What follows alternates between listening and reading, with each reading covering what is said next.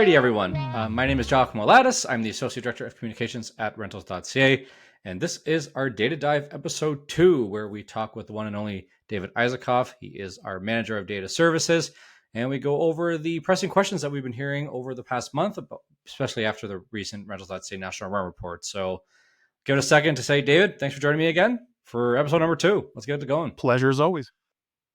Okay, I don't know if you have been watching or listening to the news at all, but there are these things called tariffs that have been in all the headlines. So naturally, a lot of the questions have been about that. So I think we should start by just saying, how do you see the potential impact of tariffs affecting the rental market and I guess maybe even the housing market in general?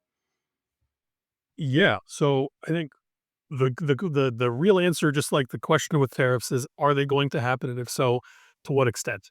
That is going to ultimately, I think, dictate the direction that the housing market goes. More specifically, the rental housing market, um, and it's going to have a bit of an inverse effect on rent growth, the way that I see it. And this is also dictated by or seconded by CMHC in their recent housing outlook. Um, with minimal tariff application to Canadian goods, we see stronger potential resurgence to the Canadian housing market as a whole, and that is likely to promote additional demand. It's likely to promote additional movement, and that's going to cause renters as a whole, as well as Canadians in general, to start moving. Right, with more demand, we're going to start seeing the housing market, the rental market heat up, and that's likely going to have an impact on growing rents. On the other hand, tariff implementation actually coming to market could have a potential negative effect. It's likely to continue to depress rental demand with people being uncertain and unsure of their future economic outlooks. And with that, people are simply going to stay in place, just like we've been seeing over the last year. Only further continuation of that. And with less demand, with less people moving, less people looking for new apartments, rent growth is likely to continue to stagnate. Um, it's going to continue to be a renter's market potentially, and we're likely to see more and more competition of by these new properties as they try to appease and attract more prospective renters. No, that's interesting because your I guess hypothesis here is that it's still going to be still a renter's market, even if the incoming tariffs come into play, which we still don't know if they are. But you still see it as a favorable market for renters. Yeah, and when I say fair renters market, that is really just that imbalance between supply and demand. It's Yeah, a renters market when there's more supply than there is demand, and it's a seller's market, or in this case, a property owner's market, when there are more renters and less available units. Right. Ultimately, it's wherever that power imbalance falls onto. Um, if tariffs are implemented eventually, which you know what, every day it seems like, or every week it seems like it's constantly changing. At a CMHC breakfast event a few weeks ago, they started off the speech and they said, "Well, we should probably check Twitter because things may have changed." Well, by the end of the event, sure enough, things have changed. of course. So Yeah, it's hard to plan in advance, but ultimately, it's going to be a picture of where demand falls and how confident people are, with our, future economic outlook. yeah. And if I can like think out loud a little bit when I'm discussing tariffs, because I've been kind of looking at it in two separate ways. So if tariffs do, let's just say they come into play. Let's just say they're here to stay, 25%, whatever they added at.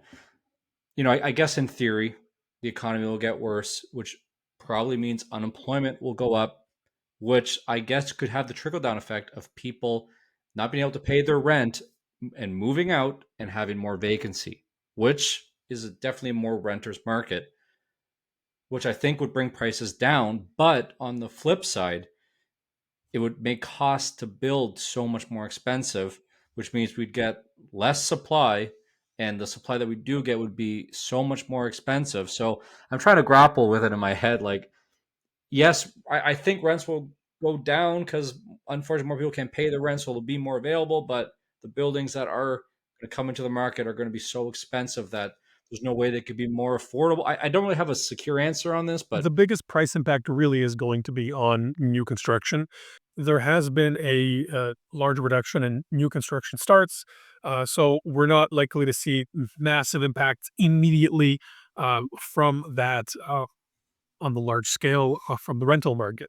The for sale side, the single family home side, condo developments, those are all going to be more directly impacted. Certainly, single families where, new subdivision construction is going to see a pretty dramatic Mhm. increase in the cost of construction for imported materials, right? We obviously produce a lot of lumber within the country, but we also have to import a lot of building materials Sure. for a lot of the prefabbed work, a lot of finishes, a lot of the nice high-end materials that we use for construction. A lot of those are also imported. Um, that said, not everything is imported from the United States, but as a whole, we will see an increase in the cost of construction. I mentioned the CMHC housing market outlook that was recently released, and within that, there were effectively three directions. They said the housing market was likely to go. They had a low growth scenario, a medium growth scenario, and a high growth scenario. And all three of these scenarios were contingent on effectively two fundamental factors. The first being, are tariffs going to be implemented? And if so, to what extent? And the second is Canadian immigration. Will the Canadian government reach its immigration target? That is the reduced immigration target. Uh, the low growth scenario was effectively, we get the full brunt of tariffs. Things don't look positive in the outlook. The market doesn't recover. 2025 stagnates with a potential recession, and then we see potential recovery late 2026, 2027. The medium growth scenario sees some tariffs come into play, but not all. And we see recovery later in 2025 with a stronger market in 2026 and onwards. And then the high growth scenario sees no tariffs, really positive outlook. And ultimately, it's no tariffs. The Canadian government wows everybody and reaches its immigration targets. And suddenly, we have lowered interest rates. The housing market starts to heat up. People start to move again, and then everything starts to flourish. And that sees stronger rent growth because, again, we have more people moving, we have more people freeing up units, we have more turnover, and we just see the economy starts to chug along again. Yeah, it's interesting you bring that up too, because when we talk to Sean Hildebrand from Urban Nation, a lot of the quotes that he provides us is, yes, we're seeing record number of supply coming to the market, but and they're still coming, but it seems like that's going to dwindle down eventually because when the rates got really high, they weren't putting shelves in the ground and starting the building. So it's even like if all goes well, we still have been slowing down starts of new builds that we're probably looking at 4 or 5 years from now when the impact will be felt of this. So I think it's hard when you talk to people and you want to give them some positive side of things and you realize that just the nature of what we're in, the industry we're in, it's 3, 4, 5 years until we actually see the fruits of any of this Yep. occur, right? So, Lead times are a real thing to contend with, and it means that changes in you know macroeconomics, while they are felt immediately, for the vast majority of people, it's going to take a lot longer for them to actually have an impact. mhm. I think we've covered tariffs pretty good for now. I mean, next month we'll probably circle back on them too. Who knows? Probably if I was a betting man. Next Uh, week, tomorrow, next even. next week, who knows? Um, let's go something a little more positive. And I've been asked this a lot in the media in the last few weeks, but what's happening with rental incentives? And are landlords now offering more move-in deals for renters? Yeah.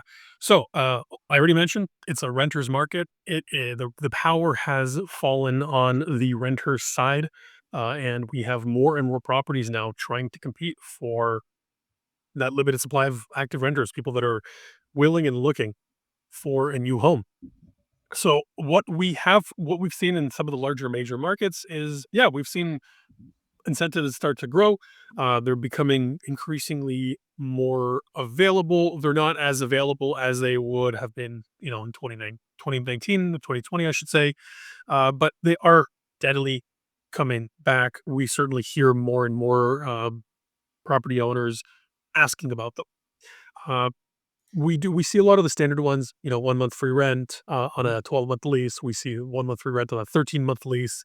We're seeing, instances where new construction buildings, in non-rent controlled, cities are offering renters 0 annual increase if they're willing to sign, for another year, right? Instead of staying month to month. They want to ensure that these renters are actually staying in place. Uh, in regards to some of the new incentives, we're starting to see more and more of these ancillary or additional value incentives. Sign a new lease and get 1 year free internet, 2 years free internet, get a free gym membership in a building that might not have a gym. And ultimately, these are just additional value adds for the renter, right? Everybody needs internet, so why not have it paid? We're Yes. seeing the increase in buildings just offering internet, right? Rent here, you don't ever have to worry about internet because it's available in the building for free, right? Or as part of your rent. Um, we're also seeing in some cases, not very many, but in some cases, gifts, whether it be a gift card or a TV included in rent. So rent and you get a 50-inch TV that's already in the unit. You don't have to buy your own television. And I think what that's causing, and I've been bringing this up from time to time, is the whole notion of renter retention. Because if I'm a renter and, even if I'm comfortable in my building, if I'm just looking on Rentals.ca, which I encourage you to do, it's a wonderful website. But if I'm on Rentals.ca and I'm looking at these buildings and saying, hey, I could go to that one and it has free internet and a free gym membership, right? And they're giving me 2 months free rent, I might move out, right? So I think the whole thing of property managers need to also shift their mentality a little bit. I think that way, because not only is it a renter market for people who don't have an apartment, but I think if you currently are in an apartment, I think that's enough to move. If it's free, like free sort of an internet, TV, gym membership. This is real nice lifestyle changes that I think These are that's these more the are side. real savings for a lot of people, and at the end of the day, that's important for Yeah. a lot of people in a market where the cost of rent had grown dramatically for a few years. In the long term, rents are relatively stable, but it is hard. It's hard for a lot of people to see rent growth at 8+% for a few years at a time, and then realize that that same unit that they were renting for $1,200 is now substantially higher than that. At the end of the day, what a lot of people want, I should say, is they want to see additional value. Yeah. So in short, for those listening, it's a renter's market. If you're looking for an apartment, take some time and really scroll and see the move-in incentives offer too, because I think they might be strong enough that it could change your future home. That's how impactful we see them being. So just take an extra eye when you're searching for an apartment. Um, I think next we're going to go, because at the time of this recording, not only is March Madness starting, but we're getting to the end of March. So we're about to see some seasonality shifts really occur. And I think that's where we want to touch on now. So are rental price trends showing any seasonal shifts yet? Typically, what could we expect in the spring and summer months? And maybe do you expect that to happen in 2025? Yeah. So Uh, typical seasonality for the rental market would see rental demand decline through the winter, right? It'll decline straight through no October, November, December. January typically sees a little blip. People come back from break, Mhm. and we see just a surge in rental demand. February, on the other hand, is really market dependent. In some markets, Montreal is a great example. Typically sees February. Uh, continue to see growth, whereas quite a few other markets across the country, Toronto, Vancouver, will typically see a little bit of a weaker February, and that'll continue through March, and then slowly start to rebound in the spring. Right. Uh, at the end of the day, renters are much like the weather; they're more active when it's warm. Yes. And then more buildings are coming to market in the warmer months too, right? No one wants their building to be Nobody, available in the middle of a storm in February, no, right? nobody wants to move when it's pouring rain No. or I don't, e- hailing or there's a blizzard outside. I don't even Right. want to get Everybody my wants to be home. mail in the winter. Never mind move. No, but I think what's interesting is last year, though, last spring and summer, we didn't really see that equate to a large increase in rental prices for a lot of Canada's major markets like Toronto, Vancouver. Yeah. They continued to decrease even through the busy summer rental season. And that was really a result of just lower than the average rental demand. So coming into this year, through the winter, we started to see rental demand slowly stabilize. Right, Mhm. 2024, we saw less and less renters on market, and then towards the end of the year, we started to see a little bit of recovery. Right, um, the relative monthly declines were less and less severe than those of last year, and we started to see that it started to slowly stabilize into the new year. January, massive resurgence, really strong growth. Uh, and then Trump came into office. I'm not going to get political here. All I'm going to say is That's for that next week. Next week is political corner. No. that's for the after hours Yeah. podcast. Uh, what I believe happened was there was just a lot of uncertainty, right? Yeah. There were talks of tariffs coming into play in February. There, and it was kind of yo-yoing back and forth, and as a result, a lot of people were just uncertain. They weren't sure what was going to happen. They weren't certain of where the Canadian economy was going to go, because at the end of the day, one of our large trading partner was, you know, threatening us with heightened taxation, right, Yeah. or heightened tariffs on Canadian exports, and that caused rental demand to really slow down. Uh, Again, in the coming months, the real determining factor I personally think is whether or not, or to what extent, we have tariffs being applied to Canadian goods.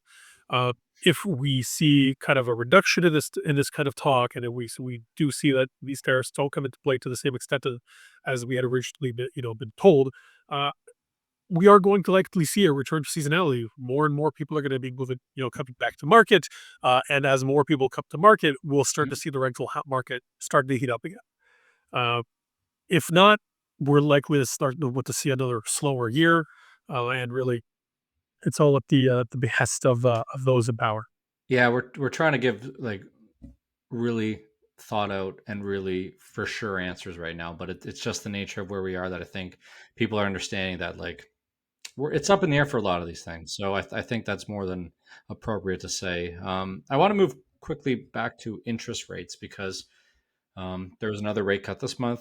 I'm assuming there's going to be another rate cut next month. And what I want to ask you is, with interest rates potentially changing, will they actually in this year, even in 2025, even 2026, do you think they will impact rental prices enough? So I guess another way to look at it is if I'm looking for an apartment right now, if I see interest rates go down, Mhm. should I feel positive about that? Is that actually going to affect me now, or is it kind of a wait and see?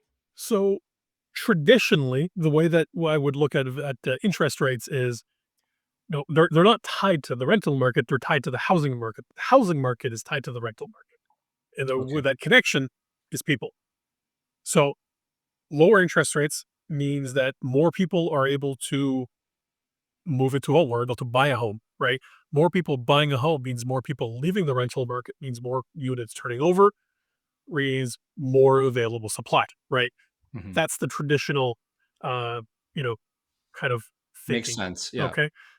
On the flip side, higher interest rates means people aren't able to move to the same degree, means there is less turnover, more people in the rental market for longer, and the result is less available supply. Now, the problem with that, with that kind of logic is that the Canadian rental market, for the most part, is already undersupplied, structurally undersupplied, right? And we typically consider that undersupply is determined based on the vacancy rate. In the long term, if the vacancy rate is too low, that means that there's a structural undersupply. I believe it was to the somewhere to the tune of, if it's under 2%, it's considered structurally undersupplied. 3 to 5% is considered tight. 5 to 8%, or sorry, 3 to 5 is considered healthy, and then upwards of that, we start to get into an oversupplied market. Uh, with Canada as a whole seeing tight vacancy rates, unfortunately, lowered interest rates will likely spur additional turnover. It will lead to more units coming to market, but if anything, it's not likely to slow rent growth.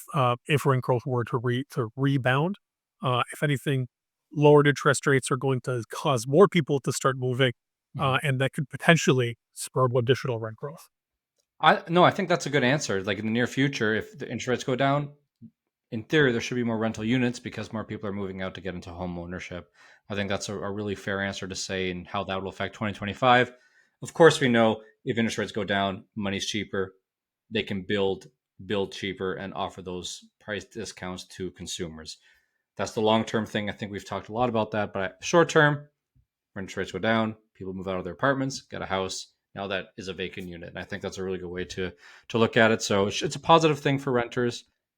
Just how fast it happens, that is kind of up for grabs there. I want to wrap it up with talking about. prices that are actually going up. So we have seen a lot of Canada's major markets decrease. Some are at 30-month lows. Areas like Toronto, Vancouver have been going down for pretty much a year and a half now.